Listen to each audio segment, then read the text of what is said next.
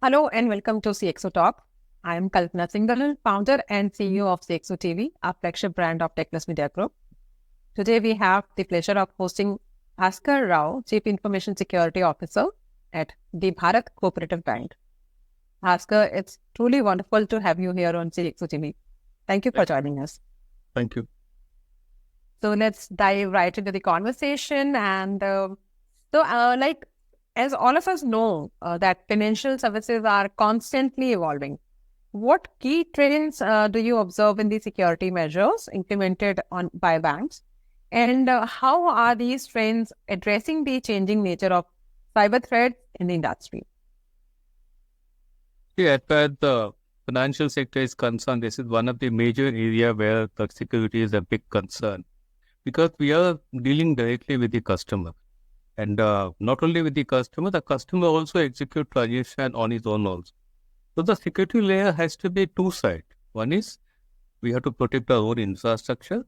Second is we have to protect the other side where the customer is using it, maybe his mobile phone or internet banking or something, all those handheld devices. So we do have a lot of infrastructure in place as far as the entire bank is concerned. A lot of things have been implemented. You talk about the IDS, the firewall, then you talk about so many other layers, including DLP. You talk about, as far as the banking is concerned, there are three layers in the banking sector. One is the public sector, we all know that, and which is governed by the public sector. And then there's the private sector. And if you come down, there's another one, cooperative sector. Some way the other cooperative sectors are a bit low in the technically know how you talk about. So some way the other, this is what the banks has to do. They have to put a lot of layers. And one of the largest attack in the banking industry is from the cooperative sector. So earlier it used to be like, chota bank hai, kaun aayega, who will attack the bank? It used to be such kind of phenomena. But now things have changed. Now the cooperative banks are a bit aggressive. They are working on it. They are implementing a lot of security layers. And another thing what cooperative banks are doing, suppose if you won't be able to do it, then hire it to somebody. Let them manage the security layers, let them manage the technicality, and let's manage the business support. So this is what's happening in the cooperative sector. And there are around 1,540 cooperative banks in the overall, if you talk about in India. And every bank is having different geography. You talk about small bank. In the cooperative bank, there are multiple layers. You talk about urban cooperative bank, then large cooperative bank. Then you come to rural banks. Like this, but so putting the security layers all together is difficult for the cooperative bank altogether, depending on the size of the bank, depending on the operation they are giving. Another important thing is that the lack of awareness in the cooperative sector. That is one of the major concerns of what the cooperative sector is facing. But although people are putting a lot of security layers, and if they can't manage it, they are giving it to third party and are doing a lot of things. Yeah, sure. So, as you have mentioned that the things are little different when in comparison to the larger banks, maybe it's the public banks or the larger private banks, the MNCs. At Cooperative Bank. And the reasons are very obvious, lack of awareness and also the budget constraints. So the Cooperative Banks doesn't have that big budget. But now, what is the trend like? Are you seeing these budgets getting increased in comparison to the last year? And the investment, we are expecting to have bigger investments towards IT, of course, aligning with the business goals. As far as the investment in IT is concerned, or particularly in the security is concerned, definitely it is increasing. Earlier it used to be like the lack of awareness. Now it has been, the awareness has been created even at the board level. The person like CISO is creating an awareness within the board itself to understand the requirement of the security, requirement of the technology and the changing trends in the industry. But it has definitely increased. Earlier, I'll tell you very frankly, when you talk about 4 to 5 years back, in the cooperative sector, the digitization was not that level. during pandemic, it has actually increased huge because we didn't have any option. We have to go for the digitization because due to pandemic, nobody was coming, branches were not operating full play, and transition were not happening. But in this, all the proportion, what is happening, the attacks have increased. So in that scenario, the way digital transaction moved in the overall India perspective, you talk similarly in the cooperative banks. So ultimately, the security layer needs to be added, and that particular thing has been guided to the board, has been given details to the board, what to do, what not to do, and board is accepting nowadays, and they are very much interested in increasing the security layers of the bank. As such, I don't think there's an issue in the budget, but definitely there's a security layers need to be put. More stringent security layers need to be put. That awareness we have to create within the board as well as in the customer also. Yeah, absolutely. Digital transformation is reshaping the banking operations also, like, as what the other sector. So how are banks balancing the need for enhanced digital services with of course, the robust security measures to protect customer data and maintain trust in increasingly digitalized banking environment? Like we are talking about the digitalization, which has reached, I think, in a big way now. We never expected the banks to get any sector to get digitalized. That's the effects of the COVID, I would say. To that extent, the kind of digitalization which has happened. So, how banks are actually balancing the need for enhanced digital services and also at the same time taking care of the security measures to protect the customer data.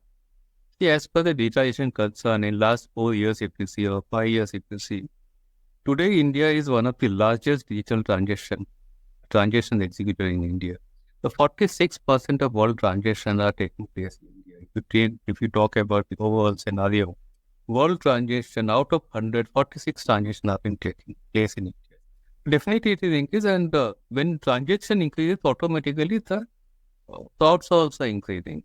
So there's a need for creating an awareness within the bank itself, then to within the customer it has to how to execute the transaction, how not to share the OTP, and how other things we have to train the people to how to use it. See, earlier it used to be like the awareness was very less and people used to do the transaction as and when they required. But the way thoughts are taking place, the time has come for, particularly for the older generation you talk about, because there are some way the other bit a bit lack of awareness that creates a problem, or maybe in the rural areas you talk about, even in the larger cities, these things are taking place. So awareness is one of the major concern which every bank is working on it. Small bank or big bank, they are creating awareness how to use it, how not, how to use it, how to execute the transaction, what are the things to do and not to do. All those things have been created. So it's a need of the hour, and every small or big, every bank is working on it. See, Yeah. digitization is going to continue like this because the way we are moving is there's no point in going back, and nobody will go back because presently this is a transition on the move. Everybody want to do the transition as and when you wanted to do it. So this is the responsibility of the bank to create an awareness within its own premises and also give secured application to the customer, like putting a WAP, WAS, or a security layer which can scan the mobile before putting the application into the mobile. So these things are the responsibility of the bank to give a safe and secure environment. In spite of that, if it's taking place, then customer has to be aware of how to run, what to do. Yeah. So data privacy is a top concern, and how do you ensure the compliance with the data protection regulations? And what strategies are effective in maintaining a secure and compliant approach to customer data management? See, data privacy is one of the major concerns, even after when the DPDP has already come into place. The kind of penalty, if you see, ranging from 5 CR to 250 CR, depending on the business size of the bank Also, ultimately, it is not yet full-fledged, but it is already notified by the government of India. Still, we are working on it. See, data pollution is, even though it is one of the primary concerns for the cooperative bank, because we are dealing directly with the customer. We have a huge PII data which needs to be protected. All small or big bank, all everybody is working on it. Like in our case, we have a container kind of structure we have. So we don't allow anything and everything to go out from our network. We have a DLP solution which protects our entire infrastructure, entire data from the gateway level itself. So such things are there. We are already taking care. And I'm sure most of the banks are taking care because this is one of the major area. So it is going to be there, and maybe in future it will increase. More security layers will come out. Every bank, I think they are working. Yes. So AI plays a crucial role in various industries now. How is AI being utilized in the banking sector for security purpose? And what benefits and challenges does it bring to the overall cybersecurity strategy? See, AI is there everywhere. You talk about, yesterday I was at a different place. If you see, like the way AI is being used, the person is defaced somebody and putting in front and demanding money. Even such kind of things are taking place. Oh, AI is everywhere. How you want to use it in the security or in the banking, this is it going to play one of the major role in designing the products you talk about, in designing the new product, in designing the or launching the new product. Definitely, yeah, AI is going to play. As per the security concern, security, say when you're going to implement so many things, so it creates or it generates a lot of events. It generates so many events. So managing those events is not possible humanly.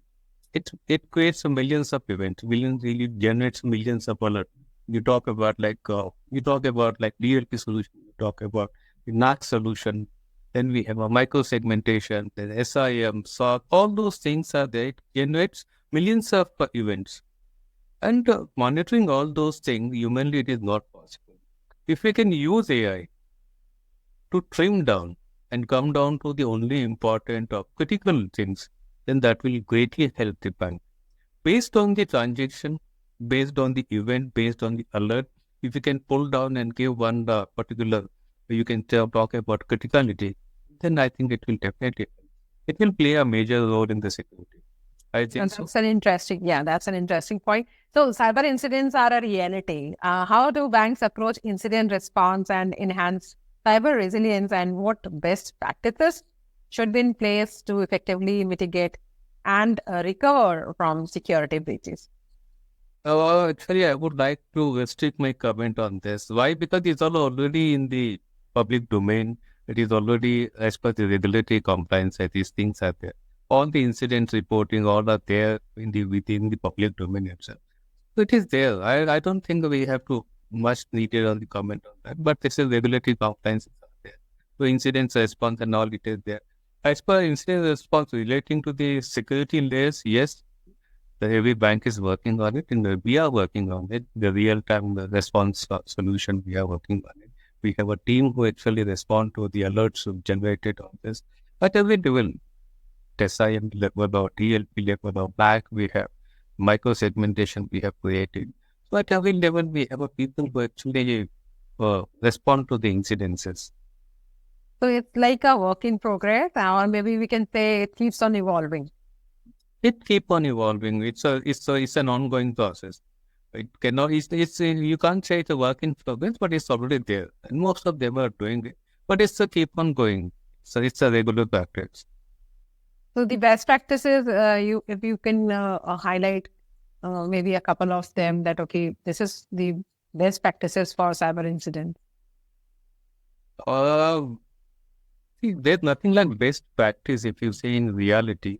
The incident is an incident. It has to be responded within immediate. It has to be responded immediately. If you don't respond any incidents immediately, then it might have a very big repercussion.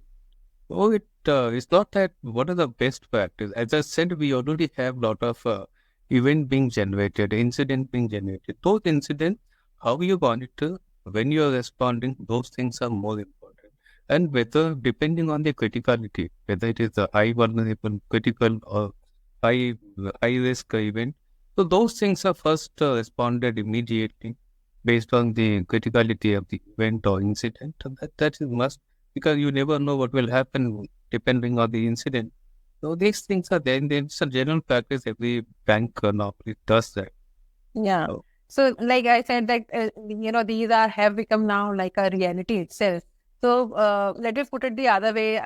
Have you ever faced something like this? And if there are any learning, from that incident? see, as of now, we have not faced any such event, but definitely it's a learning process.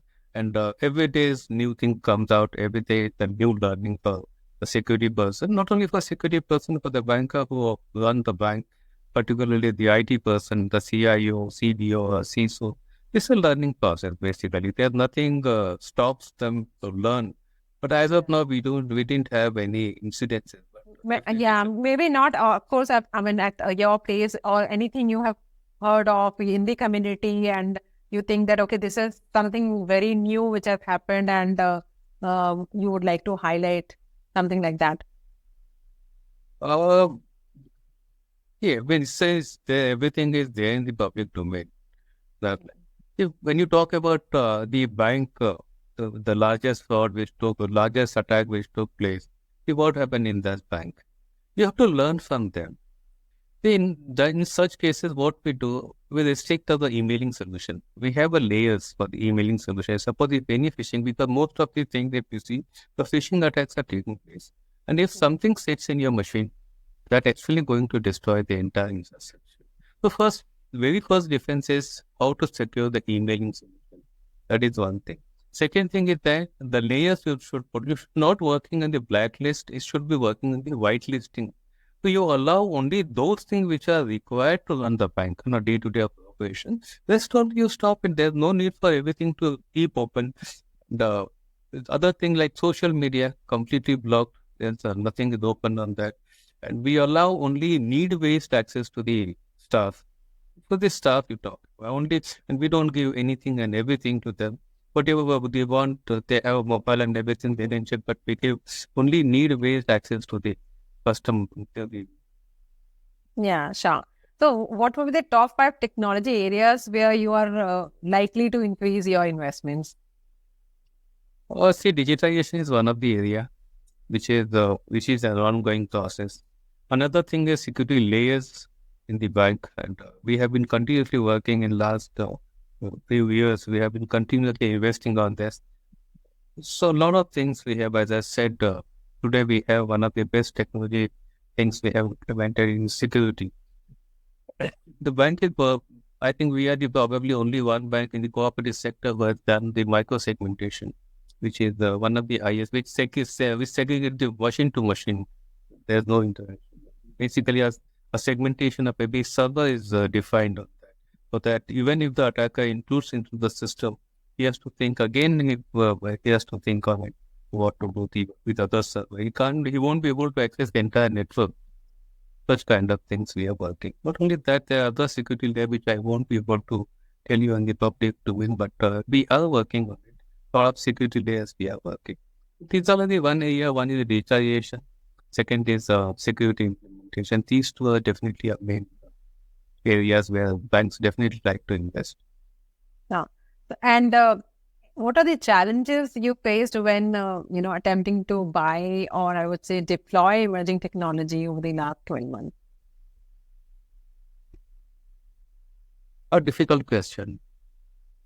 See, thing is that buying and deploying is not an issue. Right? As I said, you can buy. There are so many things available in the market. You can buy and deploy it. But after deploying, who will monitor?